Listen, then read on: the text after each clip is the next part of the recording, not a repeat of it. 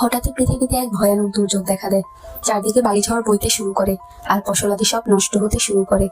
একটা রহস্যময় worm whole পাওয়া যায়, যেখানে নাসা 12 জন বিজ্ঞানীকে পাঠায় যেন তারা বাসযোগ্য গ্রহ খুঁজে আনে।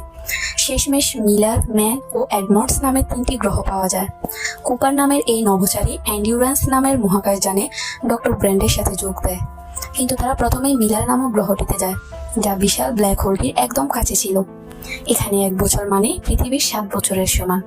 তারা যখন গ্রহটিতে নামে তখনই তারা বিপদের সম্মুখীন হয় আর বিশাল ব্ল্যাক হোলে পড়ে যায়। কুপার তার মেয়ে মরফিকে দেখতে পায় আর বুঝতে পারে মানুষই এই রহস্যময় ভূতের উপস্থিতি তৈরি করেছিল। কুপার মরফির সাথে কথা বলার চেষ্টা করে, কিন্তু পারে না।